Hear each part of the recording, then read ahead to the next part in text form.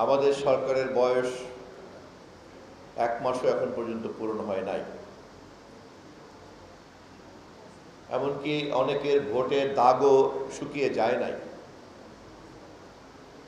কিন্তু আমাদের মাননীয় প্রধানমন্ত্রী সরকার গঠন করার পরের দিন থেকেই জনগণের কল্যাণে আমাদের সমস্ত প্রতিশ্রুতিকে বাস্তবায়ন করার জন্য ঝাঁপিয়ে পড়েছেন। মাননীয় প্রধানমন্ত্রীর নেতৃত্বে আমরা ক্যাবিনেট বৈঠক করেছি ইতিমধ্যেই কয়েকবার, এবং আমাদের জনগণের কাছে দেয়া প্রতিশ্রুতিগুলিকে বাস্তবায়ন করার জন্য আমরা একের পর এক পদক্ষেপ নিয়ে চলছি, যা আপনারা বিভিন্ন গণমাধ্যমে দেখেছেন। আমাদের বহুল আলোচিত এবং বহু প্রত্যাশিত ফ্যামিলি কার্ড বন্টন করার কাজ আমরা শুরু করেছি। কৃষক কার্ড বন্টন করার কাজ আনুষ্ঠানিকভাবে শিগগিরই শুরু হতে যাচ্ছে। ইমাম মুয়াজ্জিনদেরকে মাসিক ভাতা দেওয়ার প্রকল্পের কাজ আগামীকালকে থেকে আনুষ্ঠানিকভাবে শুরু হবে।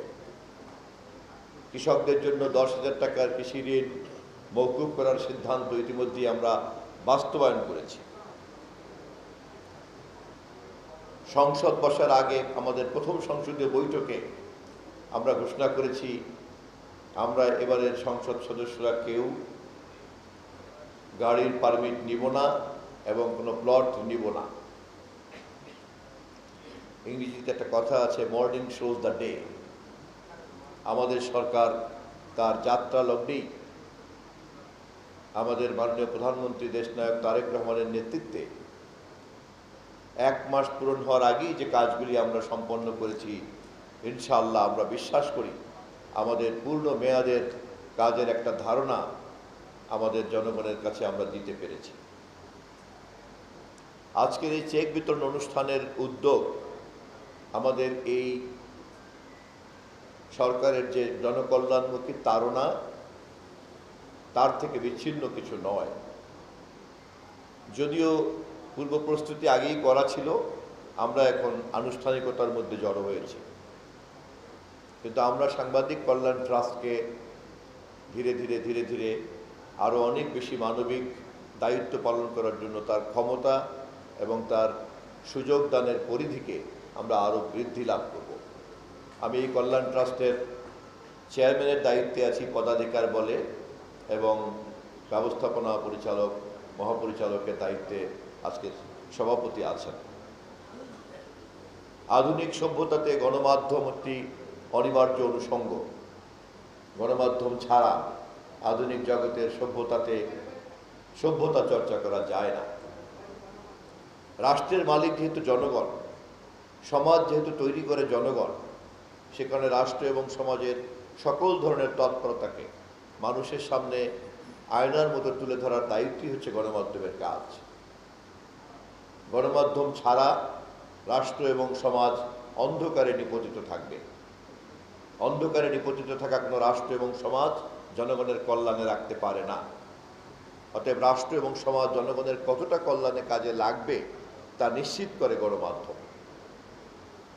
সেজন্যই গণমাধ্যমের স্বাধীনতা কোনো করুণার বিষয় নয়। গণমাধ্যমের স্বাধীনতা আমাদের অনিবার্য একটা দায়িত্ব। এ কথা সঠিক, আমাদের দেশে গণমাধ্যমকে ক্ষমতাসীন মহল বারবার তার নিয়ন্ত্রিত একটা যন্ত্র হিসাবে ব্যবহার করার চেষ্টা করেছে।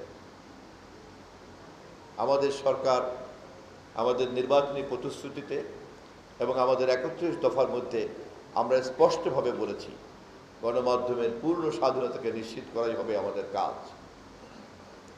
আমরা সেই লক্ষ্যে ইতিমধ্যেই দায়িত্বপ্রাপ্ত মন্ত্রী হিসাবে মাননীয় প্রধানমন্ত্রীর নির্দেশে আমরা আমাদের পদক্ষেপগুলি নিতে শুরু করেছি।